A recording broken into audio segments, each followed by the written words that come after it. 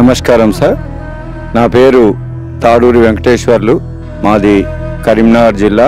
నేను ఈ యొక్క పుణ్యక్షేత్రాన్ని చూడాలనేటువంటి కుతూహలం ఈ రోజు నాకు భగవంతుడు కల్పించాడు. ఈ రోజు నేను ఇక్కడికి రావడం నిజంగా నా అదృష్టంగా భావిస్తున్నాను.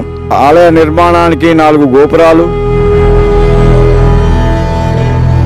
చుట్టూ సహదేవతలతో కూడినటువంటి ఆలయ నిర్మాణం జరుగుతున్నది.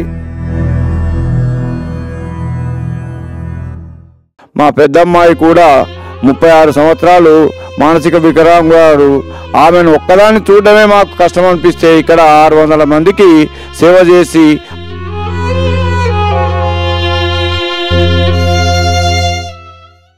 ఇక్కడ ఉచితంగా చేసే వైద్య సేవలు, నిత్యం జరిగేటువంటి అన్న కైంకర్యాలు, వాళ్ళకు కావలసినటువంటి వసతి, ఇవన్నీ కూడా ఒక కార్పొరేట్ స్థాయిలో ఉంటే కూడా దొరకనంత రీతిలో చేస్తున్నారంటే వారి సేవల్ని మేము ప్రశంసనీయంగా చెప్పుకుంటున్నాం. వారికి ఎంత పాదాభివందనం చేసినా కూడా అది తక్కువే.